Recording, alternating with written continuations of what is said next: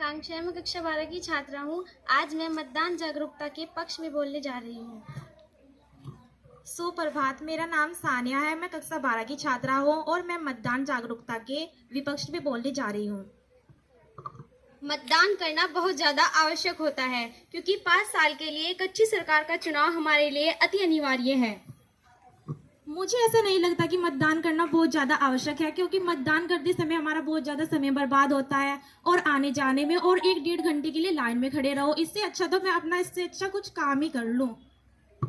तुम केवल कुछ घंटों के लिए सोच रही हो, लेकिन यदि 5 साल के लिए किसी गलत सरकार का चुनाव हो गया तो फिर तुम क्या करोगी? तुम्हारा एक वोट बहुत ज्यादा कीमती है। तुम कुछ समय के लिए उसे ऐसे ही व्यर्थ मत जाने दो। चलो मैं मान भी लूँ कि तुम कह रहे हो कि मेरा वोट एक बहुत ज़्यादा कीमती है, तो इससे अच्छा तो मैं अपना वोट बेचना पसंद करूंगी, जिससे मुझे कुछ पैसे तो मिल जाएंगे और 1 हफ्ते तक तो पार्टी चलती रहती है। इससे अच्छा तो मैं अपना वोट बेचना ही पसंद करूंगी। बहन, तुम अपना वोट नहीं, तुम अपना ईमान बेच रहे हो।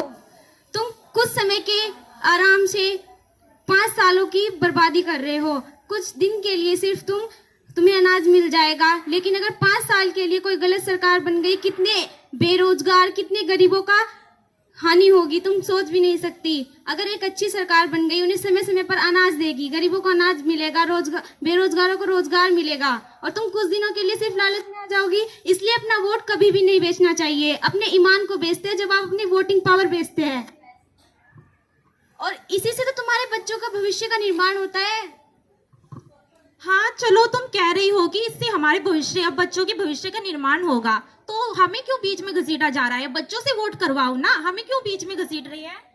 बहन, तुम नहीं जानती, बच्चों में सोचने समझने की क्षमता नहीं होती। क्यों ही मतदान करने की 18 वर्ष आयु रखी गई है, इसीलिए तो, ताकि सोच समझकर सही उम्मीदवार का चुनाव किया जा सके। और तुम भी आज इस बात का महत्व समझ जाओ कि तुम्हारी इस उंगली में कितनी ज्यादा ताकत है। तुम इस उंगली की ताकत से एक अच्छे उम्मीदवार का चुनाव करके देश का भविष्य, अपने राष्ट्र को सशक्त बना सकती हो। इसलिए मतदान करने जरूर जाओ और अपने मत की पावर समझो। चलो ठीक है बहन, मैं तुम्हारी बात से सहमत हूँ और मैं वोट देने के लिए जरूर जाऊंगी। धन्यवाद।